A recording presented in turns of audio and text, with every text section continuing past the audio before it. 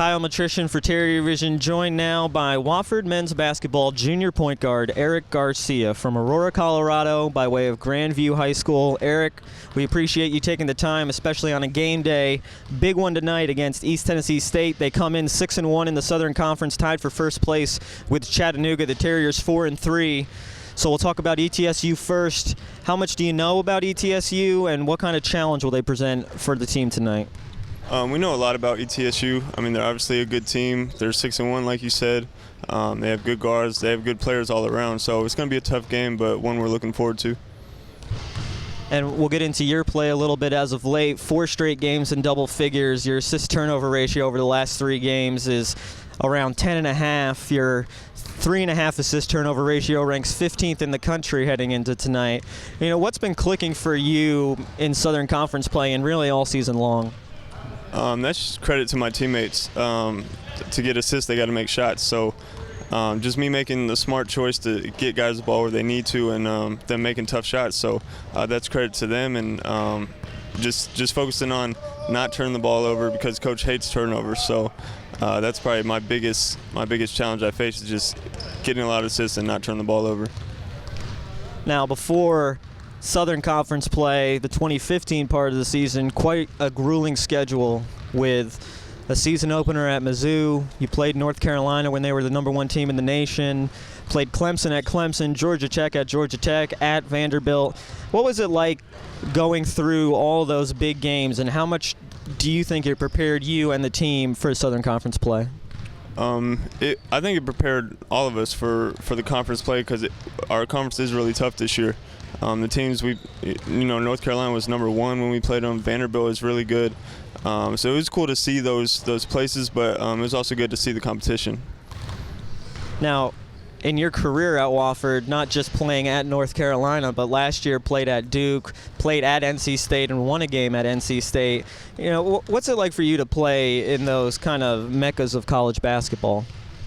That's what I live for. That's what, a lot of us have dreamed about when we were little kids, watching those games on TV, hoping that we get to play in those arenas one day. And last year, to beat a team like NC State in dramatic fashion like we did is a game I'll never forget. So, and I think that also gives us confidence when we go into those arenas and play those teams, that we do have a chance to win. So we don't just go in there, expecting to lose. We know we have a chance to really compete and maybe get a win. Now, this season, not quite the same as last season went to this point. Last season, really just a dream season, going 27-8, NCAA tournament, SoCon championship, 16-2 in the league. What's it been like for you and the team this year to have to maybe grind it out a little more each game and battle through some adversity?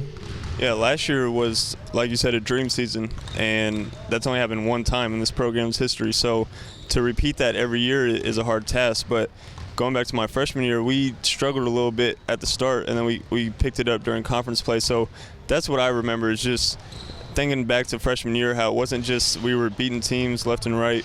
We had to grind through the season, and we ended up winning the SoCon championship. So with the guys we have, we know we have what it takes to win. We just have to put all the pieces together, and we'll be happy with the result.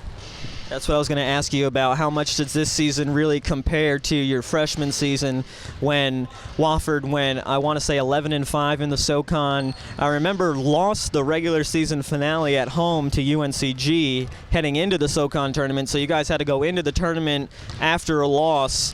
Do you think, I know that's back in your freshman season, but did that really charge the team up going into the SoCon tournament, losing at home like that?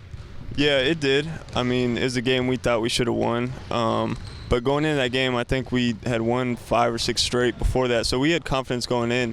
So that was the thing. We clicked at the right time, and that's the most important thing. You could be playing your best at the start of the season. That's not going to matter at the end. So you got to find, when it comes time to March, you got to find, that you're playing your best basketball. Now, the team has played quite a few close games through the Southern Conference this year. 5 of the 7 games to this point have been one-possession games in the final minute. The last 3 games, a 3-point win at the Citadel, a 1-point loss at Mercer, a 1-point loss at Furman, have all been decided by one possession. What does that say to you about the league and maybe how balanced this league is? Yeah, seeing those games, being in those games. Our league, I think this is the most balanced our league has been since I've been here. There's no one dominant team in our league because everyone's getting beat, and that's kind of the trend across the nation. Is there's no dominant team this year in the NCAA. Just teams are getting beat because a lot of teams have good players, good coaches. So every night is going to be a challenge, but you got to be ready to play every night. All right, Eric, we really appreciate your time. We'll let you get back to shoot around preparing for tonight, a big one against ETSU. Good luck. Thank you. Appreciate it.